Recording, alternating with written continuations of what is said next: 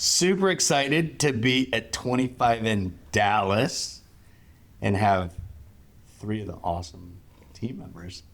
Y'all been grinding the last couple of days. I know that, Sarah, you leave today, and so we were just talking before you walked in, Meagan. She's like, man, it just feels like when everyone's here, we just like click, and immediately we know what's going on, and we see it and all kinds of stuff. So either way, I just wanted to have a fun conversation, take advantage of y'all being here together, and just kind of go from there. I think you got a big announcement to make too. Yeah. That is, I think now at this point, pretty formalized, and we were walking it the other day. So why don't we start with kind of, I love how much you love your team, and I love how much they love you. So I'm going to let you introduce Sari, and then Sari's going to introduce Mecca, and then Mecca's going to introduce you. Oh boy. And this always gets fun. I love that. Well, yes, we are at 25 in Frisco. You have 25 in Dallas on the mind because we are going to be announcing here in a few weeks that we are opening up in Dallas, our first official Dallas location. So really excited about that. So more details to come. We've been working really hard on the expansion here. So this will be our 3rd location in Texas, and excited to add more over the years to that portfolio. So that is why the team is in town doing some pre-launch work. So pretty excited about that. But this is Sari Lash. So Sari is our Director of Brand and Culture. She's been with us for 7.5 years. And it is hard to remember what 25 North looked like pre-Sari. That it feels like a lifetime ago. And I like to say that Sari is our voice. Sari is our brand. Anything that we want to communicate to our members on a more public or formal standpoint, anything online is Sari's voice that she's been able to curate over the years. Very involved with our culture, which you know that I am very near and dear to my heart. So Sari and I did really wonderful work when she first started, and we were able to create a lot of that together over the years. And everything else, right? So we're a small business, so Director of Brand and Culture, but also leads our marketing department, our team, visionary when it comes to different strategic initiatives with what we want to do with growth, and really involved in the human aspect of our business from a brand and a culture standpoint, which I know our team really values and loves. So, Wow. yeah. And she's a newish mom. Wow. Newish mom. Newish. Yes, true. Got little Sloan at home. She's 1.5, and she's sprinting around and terrifying myself and my husband, and it's a great time. She's got so much. She's very chatty, which whoever could she have gotten that from? Right. But yeah, it's great. That was a lovely intro. Thank you. Yeah. Okay. To my right, we have Mecca Shannon, our Director of Sales. One thing the world needs to know about Mecca is to brilliant she is at combining her love for community building, which is genuine passion for community, and to bring people together. And I know that flies around the industry a lot, but I feel like you have lived this out in so many different areas of your life, personally and professionally. It's the thing that gets you up in the morning. And so that, combined with like a tactical mind for how to make a sales process run fast, which it needs to do, and run flexibly, which, in the competitive era that we live in, like there's a lot of different kinds of deal structures that people come in looking for, different kinds of solutions. And that combination of tactical excellence and genuine passion for community building makes you so good at your job. So I've loved working with Mecca for as long as I've known you. We go way back, but Mecca's been on our team for 6 years and has launched multiple locations for us. All of the locations that have had your hand in the development of the community of them have seen the greatest success. And so you have so much to say, I know, on building community at launch, but also making that scalable. And it's just a really cool thing to see. So, Thanks. yeah.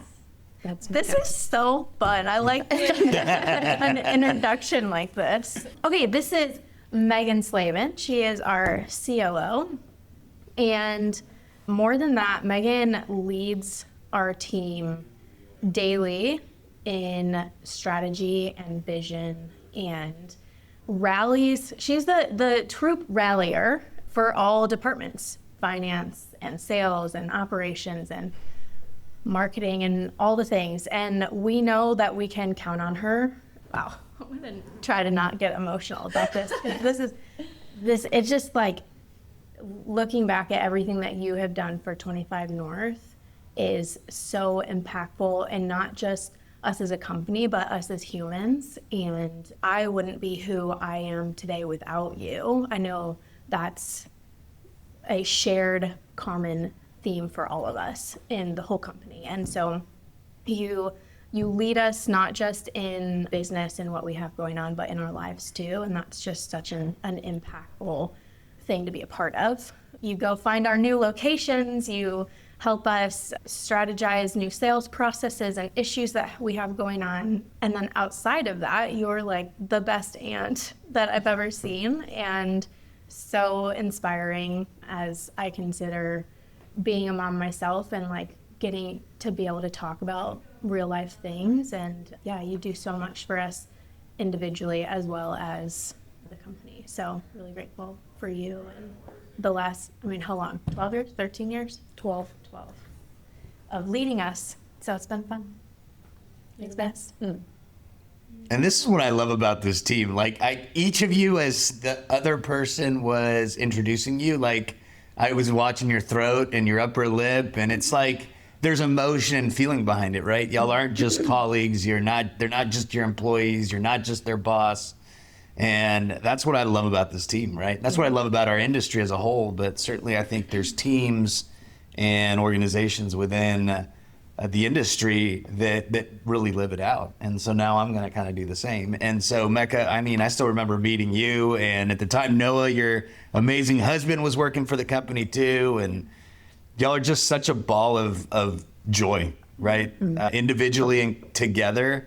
And it's been fun, and I say this as a 47-year-old, right? And I don't want to be condescending, but it's been fun to see you grow up, right? It's been fun to see you grow up. It's been fun to see your marriage grow up, and kind of some of the work you guys have had to do. So I know that Waco has loved having you. You've been there since the beginning, and I know Steve loves having you there, and the community does. And so it's been really fun to see kind of your evolution. Yeah. And Sari, I'm big on the Enneagram and culture and people and getting to know their hearts and everything else. And the company's great at doing that. But in a big way, you're at the center of it, right? And so I love the work you've done with knowing each individual person and helping each other so they can kind of come together and blend and really be a team and have it be a team effort, right? Who to send in where and why and how and all the other fun stuff. And so it's been really fun to see you. And same thing, right? I've been able to follow your personal journey with Chris, your husband, and the baby and everything else. And so it's been fun, and it's been from afar, but it certainly has been fun to watch. And then, you're amazing, right? You've quickly become one of my closest friends in the industry and someone I love dearly. Lately, I'm not so happy with you and Chris and your bear situation, because every week I'm like, all right, what's going on, guys? But I love how passionate you are about everything, right? Anything that you pour into, you pour everything into, right? Even like you weren't a Bear fan, you became a Bears fan because of your husband. And you're like this past weekend, he drug you to the game, and you're wearing his ski attire, right? His snowboarding gear, and you're just like looking around. I loved his face in the background, like, I got her in it. But it's been fun to just see you lead. And same thing, you've evolved, right? When you started off with Mara, you were learning and growing, and you've really evolved into an amazing, amazing leader and business owner. And it's been fun. You and I had a conversation, I want to say about a year ago, where you're like, I just want to be more active and be in the spotlight more, and not from a selfish standpoint, but from a standpoint of you've really come into your own and are really stepping into that leadership, right? And owning it. And so that's been a lot of fun to watch. Well, I want to start exactly with that, with culture, right? Is how have you built the culture? I know we've had you on before and talked about the Enneagram. We've had you on before, but really, it's so interesting just to watch it. And, I think there's bits and pieces that have been very purposeful, right? You've intentionally done it. And then there's things that just kind of happened and gravitated. And, that's the cool part is, you didn't touch on this. You're pretty much mostly women run and operated, and you know, I think that makes a big difference too, and I think we need to see more of that. And so I'll just kind of why don't you just kind of lead the conversation on culture and kind of how y'all have done that. Yeah. One thing I like to think about when it comes to culture is how, I learned this from somebody really insightful about a year ago, and he said there's no such thing as bad culture. There is no such thing as bad culture. It really has to do with like if the culture is leading towards your business's goals. There, you know, every organization has a different culture. Because every organization has different goals. Like, you know, Amazon's culture is going to be different from Microsoft's culture, is going to be different from Airbnb, is going to be different from, you know, us. And so when it comes to developing culture, the question that I like to start with is, to what end? What business goal do you want the culture to serve? And for us, you know, we have a mission statement. We want to provide, you know, joyful work days close to home for people who are, you know, passionate and excited and want to be part of something bigger and want to do work among other people who they feel like-minded with. And so we created 5 values around that vision that are going to be our guideposts that help to set culture. And so I really don't think that there's one right way to do culture in this industry, but we know that for 25 North, because of the goals that we want to hit, we need to have a culture that is incredibly focused on our team and on our people. Because our number one value, if you go to the website and you hit about 25N, you will see that the top of the list is people first.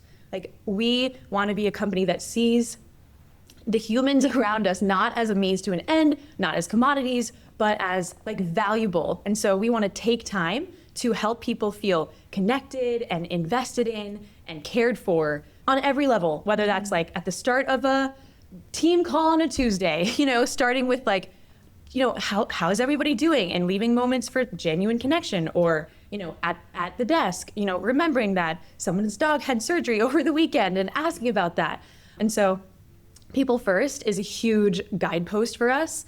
And we believe as a leadership team that because we are in such a people-focused industry, you know, humanity is the business that we're in. We want to make our team's workdays great. And so that they can be the ones to provide and like trickle down economics of culture, so that they can provide that experience to the member. And so, you know, if our team is stressed and overwhelmed and, you know, not feeling good in their day-to-day role, how can they, you know, people pick that up. Humans are smart. We catch a vibe quick, and we sell a vibe. And so it's really important that our team feels, you know, freed up. And like, you know, we all have crappy days every once in a while, but that more or less, they're like, I enjoy my work and I feel freed up to be, you know, to be my best here. And that really has a profound impact on the member experience. So we view that as a very strategic, like, that is not a light and fluffy thing. And I think sometimes that's a mistake people make when they think about culture. It's like, oh, it's just HR, you know, HR fluff, or it's just like it's a perk that kind of tags on to the end of your workday. We're like, no, we believe this is a true strategic advantage because of the nature of our business, providing a service and providing a vibe for people. That's so much of why they choose us and not a more traditional real estate model. And so, yeah, that being centered around the warmth and the genuine human experience is a really important strategic edge for us.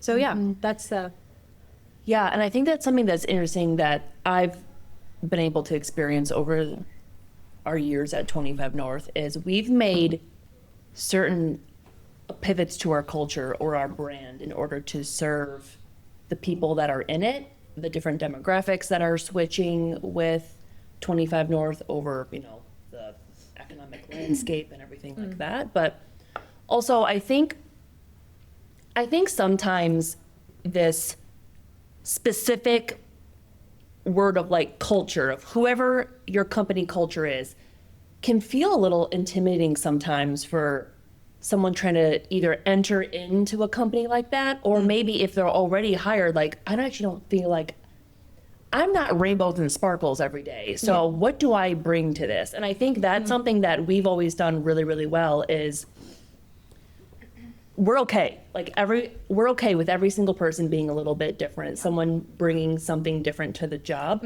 We're not trying to replicate people across the entire company. And I think that's something that I'm really proud of the work that we've done over the years is we get someone in a certain spot and then they're there for 3 months and we're like, you are a really rock star employee, but you are in the wrong seat. Yeah. Let's figure out where you fit more. And I think that's the part of the culture that I really, really love is it's that human aspect of, okay, I know that you're going to add real value, significant value to 25 North, but you're just not in the right seat.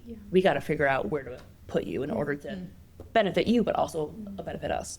I think something that's really special too is a lot of people don't have this as their experience in the past. And so it actually takes quite a lot of time when we do onboard a new employee to get them to believe us when we talk about our culture and we talk about we are people first. Like it takes quite a lot of time for somebody to, it takes us proving ourselves over and over again to them because we can say all the things, you can write all the things down, but if we don't live it out, it's not actually what our culture is.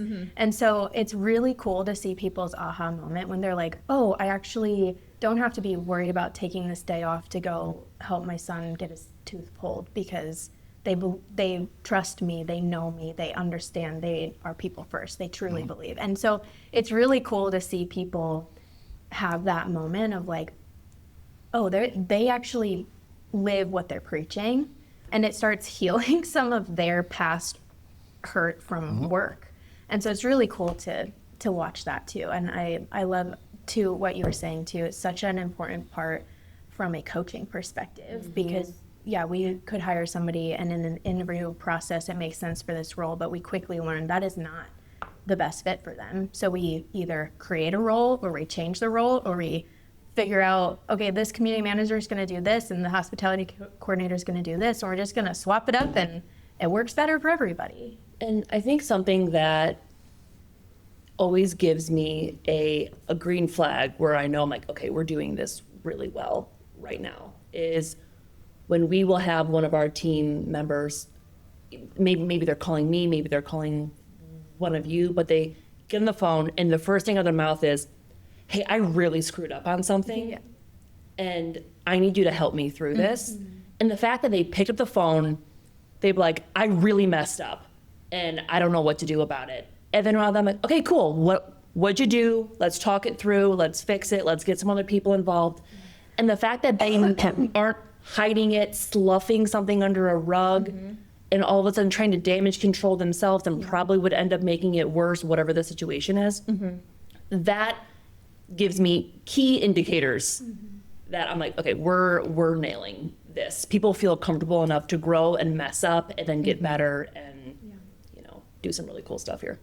Yeah, that sounds a lot to me like trust. Like that, it sounds like trust. And I think another way that I am another critical distinction I think is a culture of trust does not also have to be a culture that has no boundaries. And in fact, I think a culture that has that kind of trust, that has that kind of confidence that I can, come to my boss or my boss's boss and express this big problem that I had is often because there are very clear boundaries around whose job is whose. What can you expect from me? What am I going to be held accountable for? And so it really is important I think there's a lot of systems that are involved with culture. There's certainly a lot of, relationship, as we've all described, and a lot of listening and the soft skills of culture. But I think culture that has that kind of trust also requires systems and boundaries so that people feel clear on what's expected of them and what they can expect from others. And I think it's funny that I feel like we have such a warm vibe. And if you're listening to this and watching this, you can kind of pick that up. And yet we've never described ourselves as a family. We've steered very clear of that language on purpose because at the end of the day, we recognize we care deeply about each other, but we are all here to do a job. And those things are not mutually exclusive. I think sometimes people feel like that kind of deep care also means a lack of boundariedness.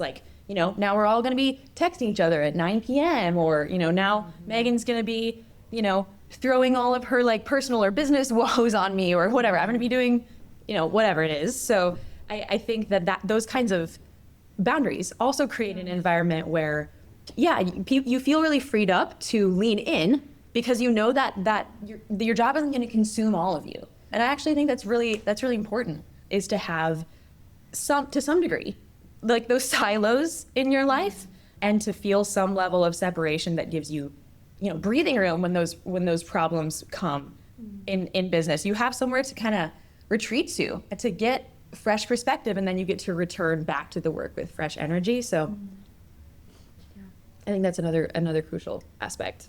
A word I want to throw on top of trust is grace, right? I mean, I think there's a certain amount of grace that you extend to people that is not just because, I think forgiveness, grace are different words, right? I mean, grace is, it's almost like you have empathy towards the person and the fact that we're all learning and growing, right? We've all gotten to where we've gotten in our lives because we've made mistakes and we've learned from them. Yeah. And I think that's one thing that I see in your culture, even your interaction with Mara, right? Is like, there's this grace amongst yourselves where it's like, you're able to go, you know what? I am allowed to make mistakes, right? There are repercussions to it, but I don't beat myself up over it, and I'm not beat up about it. Does that? Oh yeah, I can hear, so Katie Riley, our VP of operations, I can hear her voice like in this room as you said that, being like, give yourself grace, give yourself grace. Like the amount of times I hear Katie say that on team calls. Yeah. And I think in some way that also has to go hand in hand with really smart hiring decisions. Like we are very particular about the kind of people we hire. We want to hire people who are, driven, passionate, and driven toward excellence, and who are the type of people who come in, I don't know if this is going to sound bad, but not generally people who tend to give themselves grace. Kind of the overachieving, wanting to do everything with a high level of excellence. We actually, on some level, want to hire for that. And then we want to give them room. Once they get in here, we're like, bring all that passion, bring all that drive for excellence, but also don't beat yourself up about it. Yeah. Like, take a little breather. And, and we actually see, I feel like we've seen a couple of key leaders like really transform over time as they've been able to have more compassion for themselves at work and really feel the grace that we give them to not always be absolutely perfect, because that personality type also tends to, like you were mentioning, when they make a mistake, they kind of hide it, they keep it to themselves, and that's not something that doesn't drive success, Which I think is a part of that healing piece that just inherently happens, because as a chronic overachiever myself, I'm an Enneagram 3 and personally have been healed by a lot of this culture because it truly, like you're saying, frees you up to bring your very best, and you're now operating out of a healthier place in the achievement. It's not an identity piece. It's not I'm proving myself and doing all these things. It's like I genuinely love bringing excellence now, not because I have to, but because I get to. And that's like life-changing stuff. Yeah. I feel like you do a good job of this as the leader of your department, because sales is such a numbers-driven world, like the goals are clear and like you better hit these numbers or else, that's often the common thought around it.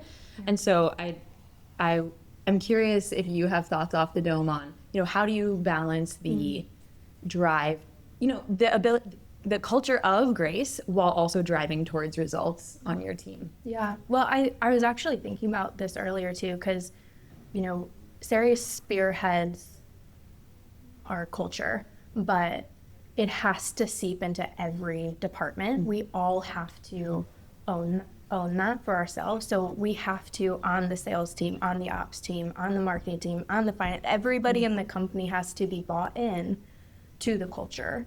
Otherwise, there's actually a breakdown, and then we're just saying words. And so this last year, we went through a big summer sales series for the whole team. And it was really important to me that we brought in our culture to every part of that. That it wasn't just, okay, this is our SOP for this is how we do this. It's like, this is why we do it. It's because we are people first. So we do sales this way because it impacts the person.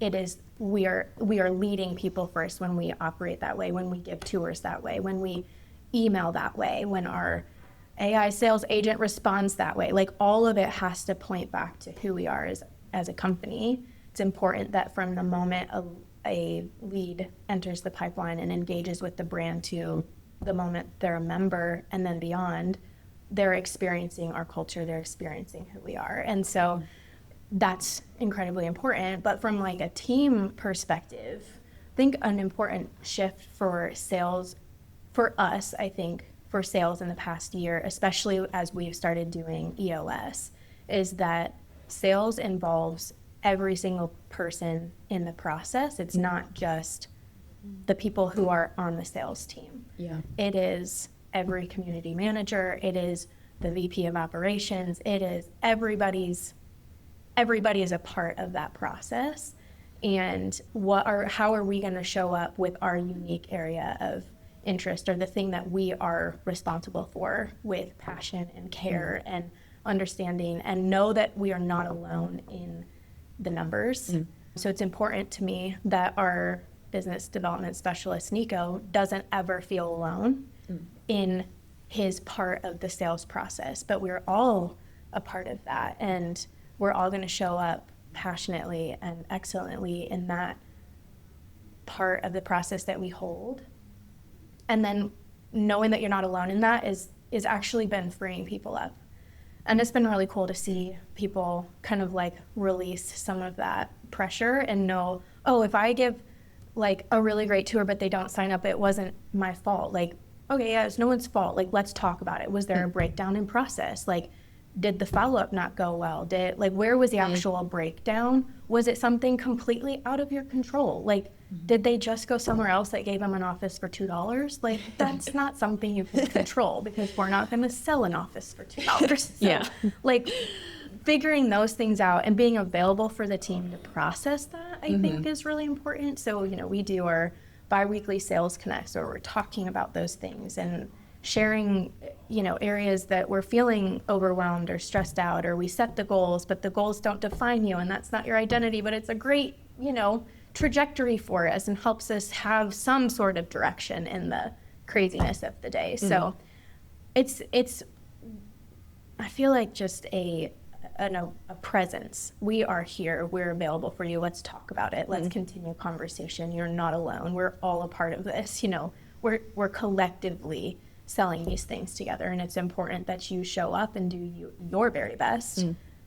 And also, there's grace for you. There's space for you to mess up, and we will figure it out together, because there's so many factors that play into it. It's never just one thing. So that's something too that I feel like I've been trying to do in the last year as well, is like not just immediately go, well, that tour didn't go well, that's the problem there, or that office wasn't staged properly, so that's the problem.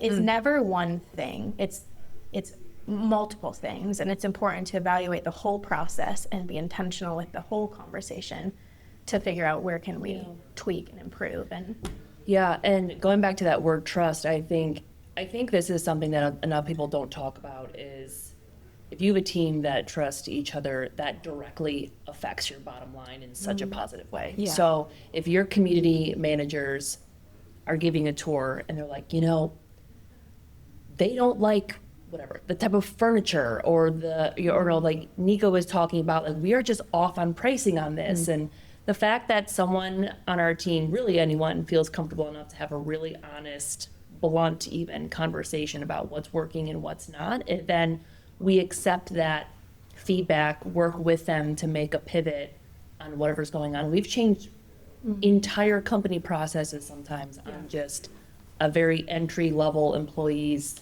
feedback. And I think that's something that is so crucial, and to really accept that maybe you're not the smartest person in the room always, no matter how long you've been here or what your history of your career looks like. So we're very open to that, all of us. And I think that, again, culture directly affects the bottom line. I don't think enough people talk through that enough. Yeah. I think that what you described makes me think of this idea around like radical ownership and like giving each radical ownership and its relationship to scaling a co-working brand successfully. Like, this is something you have always preached from day one. You're like, I want the community manager in every space to feel like they are the freaking mayor of the town. Like, they run the show, they call the shot, and they are deeply listening to the people who are in the space, coming in for tours, who, just turned in their termination notice or whatever. You're like, that kind of gritty data is really freaking hard to get on a spreadsheet. Like, that's something that's really hard to come through on a member experience survey, which I think it's important to have those. And like, we have spreadsheets and data is important too, but that kind of like really gritty, detailed level of understanding around who's your audience and who's in your space and what do they really need. And, oh, wow, all of a sudden this week we had 3 lawyers come in for a tour, like back to back to back. What is happening with that? Like, that's harder to catch as you grow a brand over time from like the corporate level. And so making sure that the team feels radically, like a sense of radical ownership of their space, and that they can deliver that feedback back up the chain, and that they'll be truly listened to, and like things will change because of what they share, is like super important to the growth strategy of like such a high touch brand. So I think the opposite of trust is control. Right. And so, I want to ask you this question because even sitting here, right, is they're talking and it's like, you don't have to be heard, right? You don't have to be, you didn't sit in the middle of the table. And that's an amazing leadership quality, right? And that's, if I were to give you qualities, humility is one of the ones that I see most in you. And so I would ask, who in your life would you say helped mold your leadership skills and your understanding of leadership overall? My dad, first and foremost. My dad is such a poised listener. He does not dominate for the conversation. When he speaks, it matters and it holds impact. Now, that has taken me years to figure out, and I am still learning every day on that.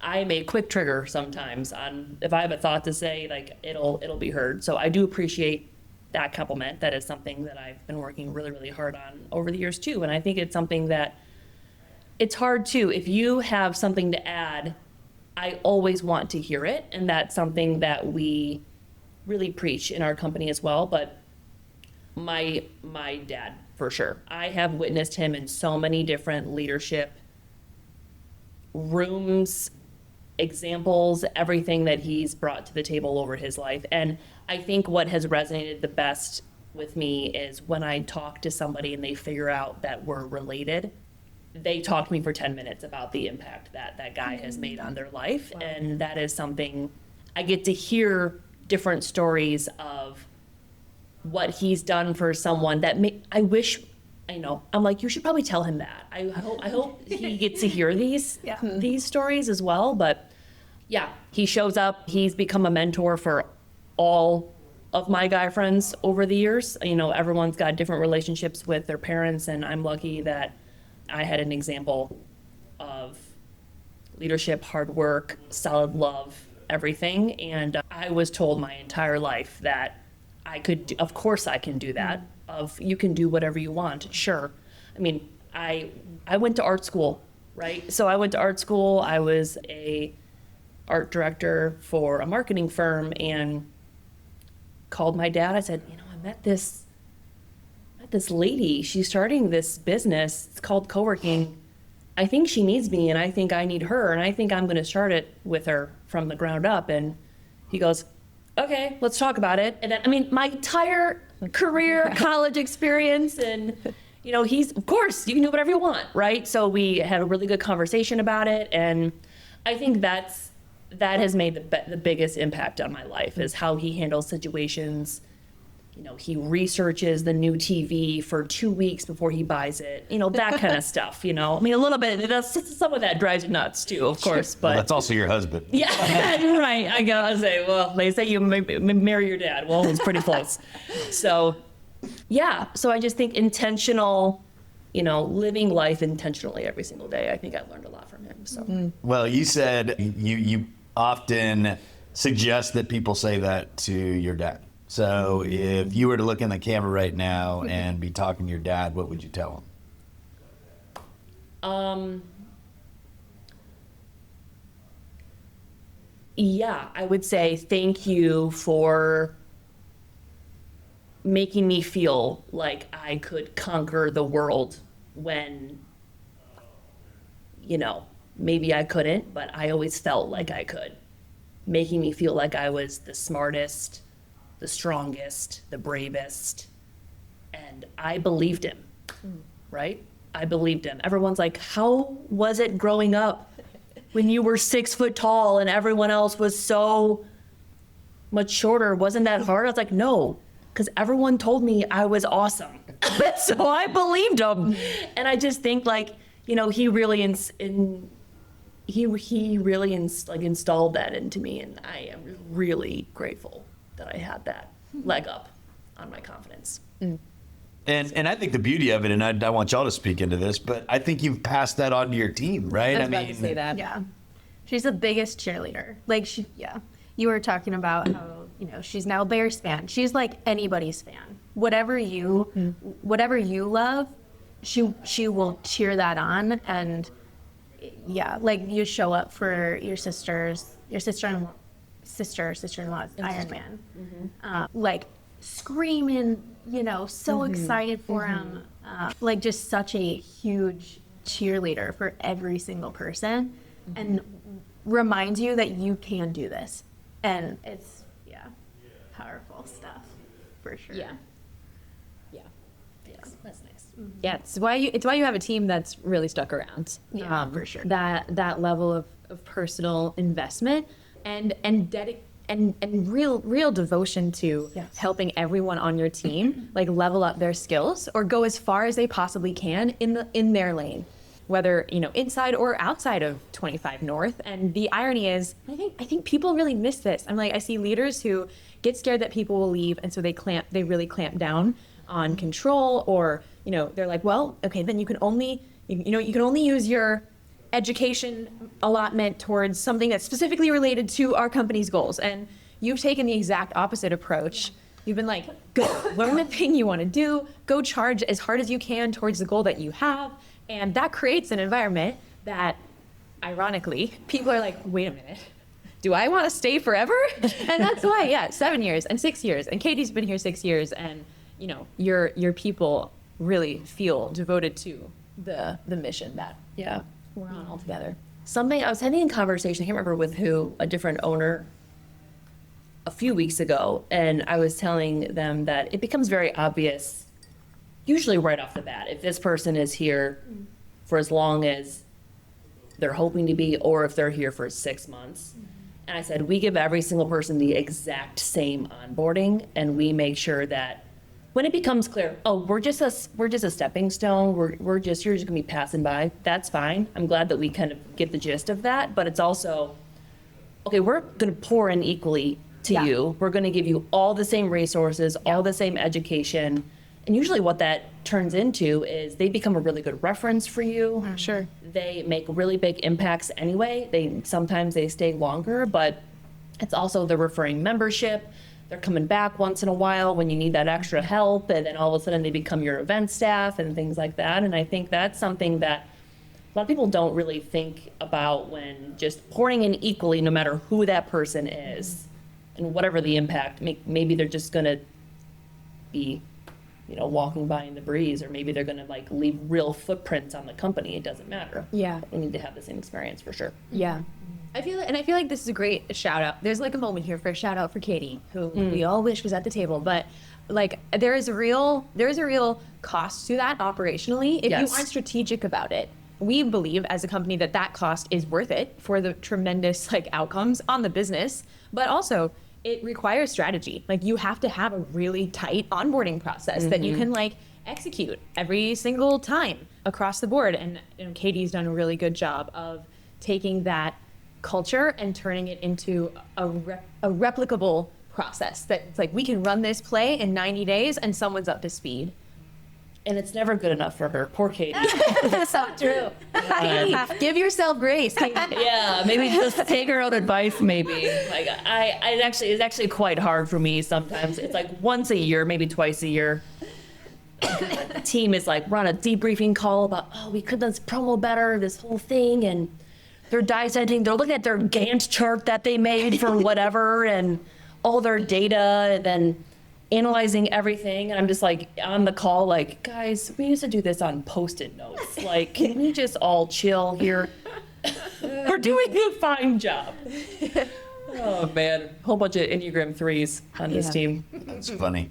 And I want to shift a little bit, and I think we all kind of feel the same way about people, right? And I think, and we've touched on that as different value systems, different belief systems, different political beliefs, all kinds of stuff, right? And we live in this world where people can't have those conversations across lines. They aren't willing to accept the other person, right? And so, I mean, I think you guys do a really good job of it. I have the extra benefit of knowing you on a personal basis and your positions and stuff like that. But I don't think we have those conversations enough, right? And how do y'all overcome those conversations internally, right? Or not, right? Because I mean, we're in a very charged world right now. Yeah. Right? And people have different values and belief systems and different traumas, unfortunately, that they haven't dealt with. And so how do y'all handle that? I would say we educate ourselves very well, very quickly, and I actually give you a lot of kudos for this, Sari. You dive in. We have a lot of women. We're about 25% men only. A lot of different religious backgrounds, ethnicities, all over the board, sexual orientation, everything in between. And when we get something new added to the pot, we go all in to make sure that we're all educated, to make sure that we can support that person or whatever the circumstance is. And I do feel comfortable enough sharing this because he shared it publicly, but we hired someone who I was the first person that they came out to in the interview, and he introduced himself to me. I said, "Oh, this name isn't matching on your resume." And he said, "Yes, I am Nico, actually. So I'm a transgender male. This is new for me." And I was like, "Great." And I said, he's like, "I haven't even told my family yet." He has been through his entire journey so far with us, and that was new for us. And our team was pumped to support him, and he feels so loved and all in, and has just been an incredible value add to our team and our culture. And so many backgrounds. Yeah. Yep. Religious, political. And he was like, "You got a lot of people on this team that I'm not sure if I'm going to be able to be the best fit." And he is the best fit. And but you got to educate yourself. And I think people just don't. And it's something that, we're all in to make sure that everyone feels supported or whatever they're going through. And maybe you came from somewhere where we weren't born, and that we don't understand that. We want to make sure that we feel like you have the correct tools to figure that out, and that we can support you appropriately. Yeah. Yeah. Yeah. That's well said. It's just education at the end of the day. Yeah. Yeah. And truly, I think that is a reflection of that people first value. I know this sounds so kitschy. I feel like every time we talk about values, I'm like, it's not just a buzzword, I promise. But it really does come down to seeing people as a human being with value and dignity, no matter where you come from or what your background is. Like, you are valuable to us, and you are a person that deserves to be cared for. And that really, I believe that really transcends all of these things. And in our best, if it's doing its best job, that attitude creates a place where everybody feels like they can belong in service of this goal. And I think that's another important thing too, is to keep in mind that we are here for the purpose of a business goal. Like, we cannot do everything in the world as a company. There's so many different causes and purposes and things that we wish we could, that we all wish individually we could go after. But when it comes to the work that we do, we're like, we want to come together to do really good work on behalf of this mission that we all believe in, which is, to create these joyful work days. And then go be, an activist, or go talk about that thing that you really care about, or go do all of this in your free time. Like, we love it. And, use your education stipend to, learn about this thing that you feel like people don't know enough about. And so, and then, bring yourself back to work and let's do this mission together. I think that's really important too, is having a really clear, creating a really clear sense of belonging that serves the mission that we're all here to do at work. I think that's important. Yeah, and I mean, just loving people, right? Yeah. And I think that's the hardest part sometimes that people get stuck on, right? Is they get stuck on what the person's belief system is or what they stand for, as opposed to just realizing they're just people on a journey just the same way as we are, right? Yeah. And they're along the roller coaster ride of life. Speaking of being along the roller coaster ride of life, the three of you have extremely bold, strong partners that don't mince words, and that probably is why you were attracted to them, but it's probably why y'all are as good leaders and bold and courageous people as you are, is that you have someone standing side by side with you, right? And so what would y'all say to that? Mara actually says this quite a bit. Is she says you can only be as successful as whoever you bring into your life, if it's a partner or friendship or family or whoever you surround yourself with. But you can only be as successful as that person or those group of people allow you to be. Which, at first, I didn't really understand early in my career with her, but it's something that it makes so much sense because. Look, I am proud of 25 North, but we have been through some shit over the years, right? And it got rocky a couple of years, like every company, right? And if you've been around for 12 years, and being able to have someone at home that listens to you, understands, does not judge, does not say, okay, you could be making more money if you just did something else. Why don't we just throw in the towel here? He's like, no, you have built this. Let's do this, man, and I think the fact that you can have a partner that supports you on a level that knows that, Chris will say, which I don't, it's very kind, but the fact that he says this is he always says that I'm the smartest person that he knows. And I think that as a man saying that about his wife, I think is just really cool. Yeah. I don't think it's true. I think he knows a lot of smart people, but I think that the fact that he says stuff like that is just really shows the support that he has in me, but also in 25 North in this team. He knows all of you so well, and I think that's just, it's cool. So your circle matters. I would tell you he genuinely means it. And so whether you believe it or not, that's on you, but I don't think he's the kind of man to blow smoke. So I do believe he can. What about you? Yeah.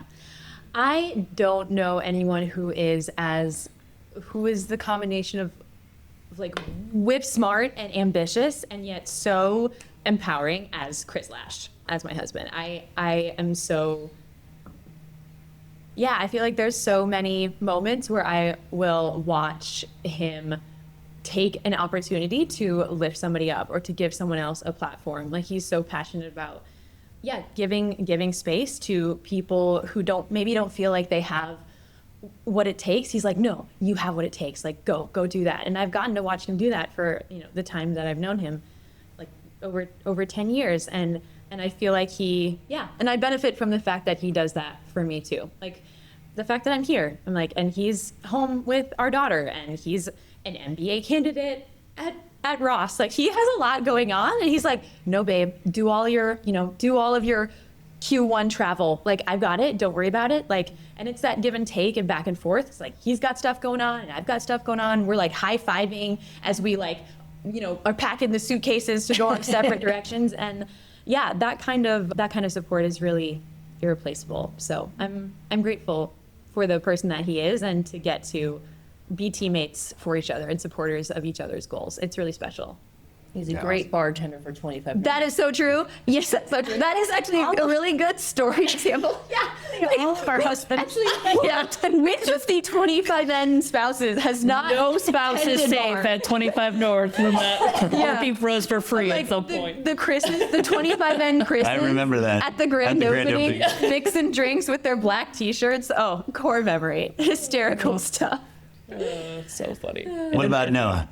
Yeah. Noah has always been a really like safe place for me in the midst of like chaos, and like I get very excited and energized and I want to go do all the things, and he has always been the like safe place that I could come back to, the like calm in my storm, and I can be like a lot of energy, and I knowing that I have a place to go back and like cool down and like turn off and be completely safe.